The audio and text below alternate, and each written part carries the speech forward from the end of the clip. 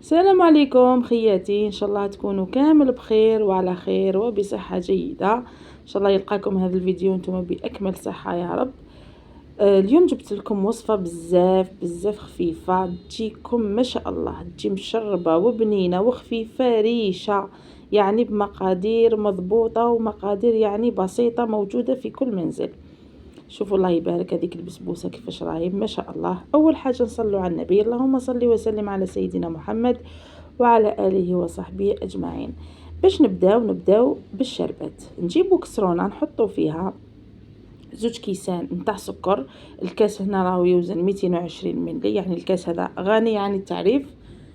ونضيفوا 4 كيسان نتاع ماء، يعني نضيفوا كل حاجة على ضربة واحدة ونحطوا الشربة تاعنا فوق النار. نوجدوا الشربات هي الاولى باش تبرد لنا، باسكو لازم تكون الشربات باردة والخليط تاعنا بيان سور كي يطيب يكون سخون. نحطوا شريحة تاع ليمون ونحطوها فوق النار. هاي ليك غير تبدا تغلي، احسبي لها 15 دقيقة وطفي عليها تكون واجده معك، يعني ما تخليهاش طيب بزاف باش ما تجيش ثقيله. ومع التالي كامل كي نطفوا عليها النار نضيفوا لها فنجان صغير نتاع ما زهر. عفوا. دوكا نروحوا للخليط نتاعنا للبسبوسه. واش نحتاجو؟ انا هنا درت 4 حبات بيض، يعني البيض لازم يكون بدرجه حراره الغرفه.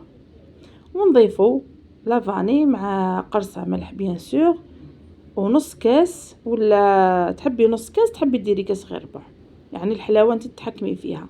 انا درت كاس غير ربع، يعني الا ربع كيما حنا نقولوا ناقص شويه، وجاتني الحلاوه هذيك هي. ونزيدو ثاني كاس الا ربع نتاع حليب ونص كاس زيت. نخلطوا المكونات تاعنا، هاي ديك قرصه الملح، نخلطوا مليح المكونات. هاي ليك نضيفوا كاس تاع جوز الهند اللي هو نواه كوكو، ونبداو نخلطوا ونضيفوا ثانيك الرطيبه. الرطيبه هنا ديري 2 كيسان وخلطي. يعني دوك تقولوا لي كيفاش نديروا بسبوسه بالرطيبه تجي معجنه، ما تجيش معجنه، تجي بزاف هايله. يعني انا درتها بالسميد المتوسط ودرتها بالرطيبه وخرجت لي يعني نتيجه ما شاء الله.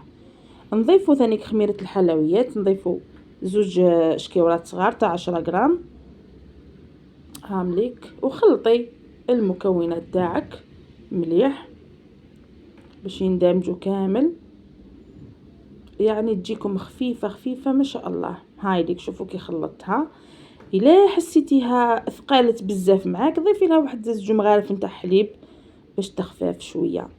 احنا عندنا الصينيه هنايا العرض نتاعها والطول 30 على 30، دهنتها بشويه نتاع زيت ورشيتها بشويه سميد. وكنحطوا الخليط نتاعنا، يعني هاد المقادير يجوا فيها هاد السنيوه نتاع 30 على 30 تجيكم ما شاء الله، تجيكم عاليه وتجي شابه.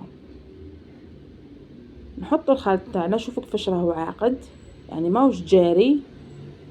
هذا هو القوام اللي لازم تتحصل عليه باش تجيك البسبوسه تاعك شابه. هاي ليك دوك ندخلوها للفرن ونخلوها طيب.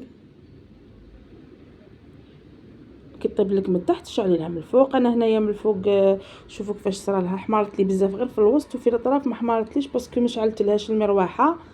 كانت القفله تاعها خسرت لي. نتوما حمروها مليح، ومن بعد نجيبوا هذيك الشربة تاعنا بعد ما بردت مليح نسقيو كامل. حطي كامل هذيك الشربة تاعك في هذا البسبوسه، يعني راهي المقادير مضبوطه. من الفوق دهنيها بشويه لاجولي ولا معجون تاع المشماش عندك باش يجيها برك هذاك لا بغيونس، نديروا لها لا بغيونس هذيك من الفوق وقطعيها، يعني تجيكم ما شاء الله بسبوسه ولا اروع، خفيفه ظريفه مع اللي راهي الدخله تاع ليكول، يعني فرحي بها وليداتك وزينيها كيما بغيتي. انا درت لها شويه نتاع نواه كوكو كيما كتشوفي. هاي ليك كملي كامل التزيين تاعك، ولا عندك مكسرات تحبي ديري لها المكسرات ديري لها واش بغيتي. يعني تفني في التزيين كما يقول لك العين تاكل قبل الفم. هاي لك شوفوا الله يبارك. انا درت لها هنايا شويه، عندي قطع تاع ليمون تاع القعرص، قطعتهم مثلثات صغار هكا كما كتشوفي. خلوها تبرد مليح ومن بعد قطعوها وبصحتكم. ان شاء الله تعجبكم هذه الوصفه اللي درتها اليوم، يعني سهله مهله وبالخف توجد، ما فيهاش كامل التعقيدات، يعني بمقادير بسيطه تتحصلي على سنيوه، يعني حجم عائلي ما شاء الله. تفرحي بها وليداتك يعني، وتحطيها في قهوه العصر. الله الله، تجيكم بزاف بزاف خفيفه يعني ما شاء الله، وراي مشربه بالطبع. وعندي ما نقول لكم يعني ما شاء الله. ان شاء الله تجربيها وتعجبكم. مع اللي درت لها نواة كوكو تجي بزاف شابه. عارفين نواة كوكو يمد بنا هايله في الحلويات.